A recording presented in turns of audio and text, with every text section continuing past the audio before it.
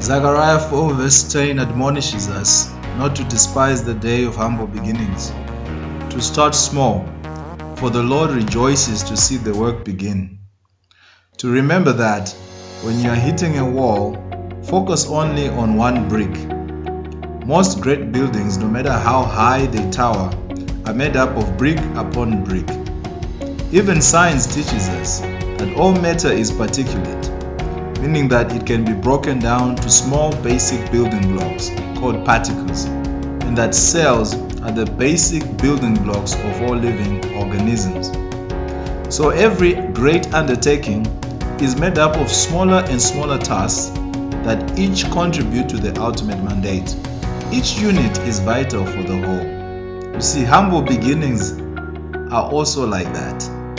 They are part of the building blocks to your success, and thus they are significant. In the famous words of Lao Tzu, a journey of 1,000 miles begins with one step. If you are going to do anything great, then you need to start somewhere. So why not just start at the beginning? Take the first step, take a risk, take a plunge, and then see from there. Miles Monroe once said that the richest place in the world is the graveyard. It is pregnant with untapped talent, ingenuity, service to humanity, amongst other things. Many people have lots of talent, plenty of great ideas that could make this world a better place, but the thing that stopped all that from ever happening or becoming a reality is the fear of the unknown. Fear, abbreviated, is false evidence appearing real. People become so paralyzed by their fear of failure such that they never really begin or step out to do what they set out to do in the first place. Fear can do that to you. It can make you let up amazing opportunities because you are worried about what if things don't work out. You see, it is better to fail trying than to fail to try. No one can fault you for trying and failing. Thomas Edison said in one of his famous quotes, he tried thousands of times and failed until he finally got the incandescent light bulb to work. And he said, I never failed. I simply found 10,000 ways that would not work. Imagine what a disservice it would have been if you had just picked up and thrown in the towel and given up. It's the same with you. How many dreams, how many ideas did you have that you gave up on along the way? How many dream babies did you abort along the way of life? Dr. Goodwill said, many people fail to try because of suffering from what he calls analysis paralysis, where you overanalyze things and the risks and you worry about this and that not happening, and at the end of the day nothing ever happens. So success in life is a journey. You take it one step at a time, and each step is vital as a part of the process. Enjoy each step and triumphs because they draw you closer to your goals. Dr. Martin Luther King Jr. once said, if you cannot fly, then run. If you can't run, then walk. If you can't walk, then crawl. Whatever you do, keep moving on. Don't be paralyzed by what you can't do and start looking at what you can do. Just like the former American President Obama used to chime, yes, we can. Believe you can do it. Step out in confidence and give it a try. If you fail, you know what they say. If first you don't succeed, dust yourself off, try again. And once you've taken your first step, believe me, this is the hardest part. Taking the first step. You have no idea how many people never start. You have no idea how many people abdicate their dreams before they even get out of the door to do anything. So you've done something amazing just by stepping out. The road to success, remember, is like a ladder. You have to take things one step at a time. For example, the corporate ladder. Every level of promotion simply means you have more experience and knowledge under your belt. Skipping any of the stages or the steps as you go along may come back to bite you. Fair enough, at times it still works. However, it's always important to follow process, because process is how you are made and how you are qualified for where you are going. So be patient and put in the work. Be humble, be loyal, and learn. Amass all the knowledge you can and will need for the next level. Don't wait to be rich to start your business, because remember, start where you are. You can start where you are and work with what you have. Exodus 4 verse 2. The Lord asked Moses what it is that he had in his hand. And Moses answers the Lord and says, it is a rod.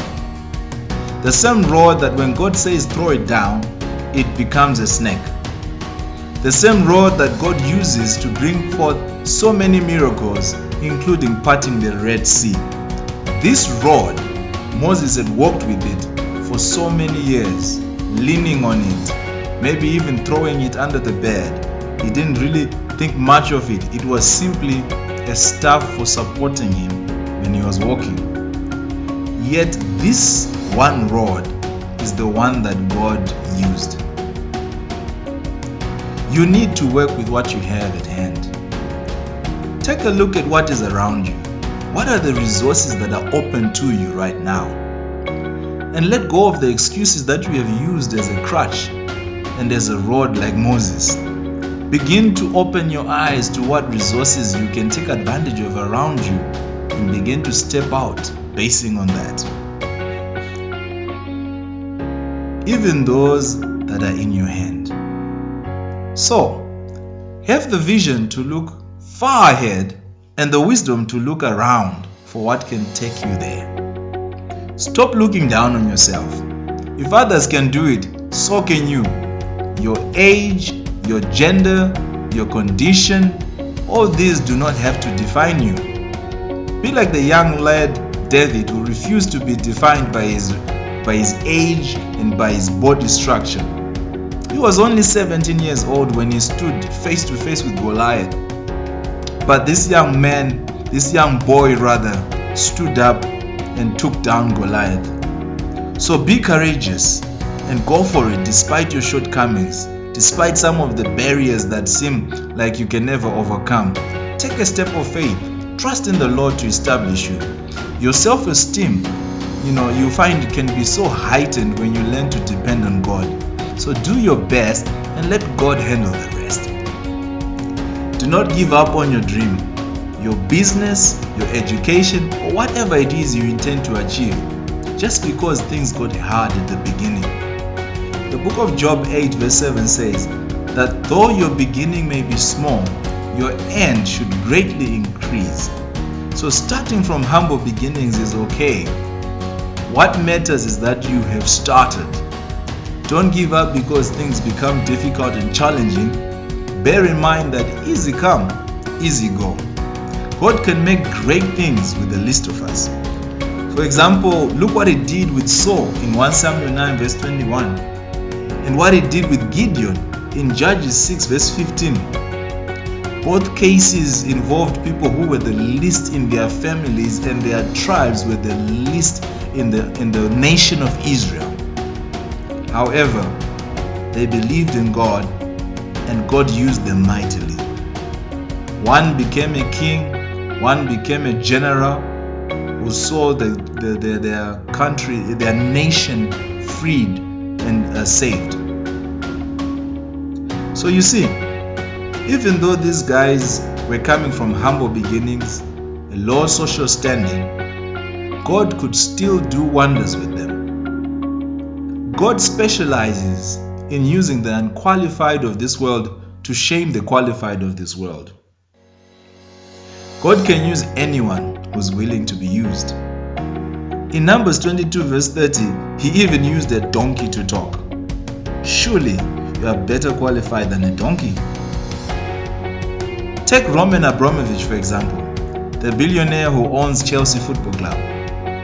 He was born into poverty when he was only 2 years old. His parents died in a car crash and he was left an orphan. It would seem the whole world was against his success. But look what he has achieved. Look what he has become. Take even Oprah Winfrey, born into a poor black family in Tennessee, America. But that never stopped her from being one of the most distinguished black women of today, despite her financial, racial, and even gender status. These are just two examples of how anyone from any background, sex, color, or creed can make it if they have resolve and determination, regardless of their obvious disadvantages. At times, our greatest disadvantages turn out to be the source of our greatest strengths if we allow the crucible of life to make us better and not to batter us down. No one woke up one day with master skills. No one was born with a black belt in martial arts, or a tech guru, or a doctor, engineer, or whatever profession. All masters of today were one day beginners, rookies, juniors, but they put in the work over many years, even though maybe they were ridiculed, ignored, or even left unnoticed. But as they perfected their trade, they became great at what they did and what they do. And this is the very reason that people seek them and are inspired by them. They're inspired by their discipline and their determination during those moments of obscurity, which have paid off in one day. No wonder many people who don't know, who stand oblivious to this, think that these are overnight successes, but rather these are successes which come as a result of working hard and putting in the hours. So, start where you are. Use what you have and do what you can. No great stories are ever written about rich people who simply got richer. No one really cares about that. People want to hear stories that are great and that are about the underdog that made it against all odds, the underdog that overcame the odds and the challenges and became great. Now this is great success. It is success and victory in the face of adversity. That is the story people want to see. Because remember, all great dreams will be greatly challenged. What is important is, with each step of the way, learn from your mistakes, grow in wisdom, and this will sustain you in the next level. Success that comes quickly almost always goes just as quick. Natural growth is in gradual, progressive stages, and each stage matters and should not be skipped. It would be really scary to find a 1 month-old baby able to talk, run, and do anything that an adult can do. This, I think, would be so scary I would even run away. You see, that's the law of process, and it applies to every other part of life. John C. Maxwell explains that success is not a fly-by-night feat, but it is a result of the law of process. No one just becomes great. Champions are a result of daily routine and discipline. It is a part of the process to start small and to grow and to become big gradually, because every stage along the way is so important and there are vital lessons that are required to sustain the next level of success or promotion in your life. This is the power of process. A number of great businesses, all of which we wish we were shareholders of, started off in a beat-up car garage. Believe it or not, the list includes Apple, Google, Amazon, Disney, just to mention a few. The dreams were big, but the beginnings were so humble. So no matter how humble your beginning is, you can start and you can make it. So dream big and do not be discouraged when you have to start small. Because what is important is you start. Well, thank you for watching, and please don't forget to like my page and to subscribe. Until next Friday, be blessed.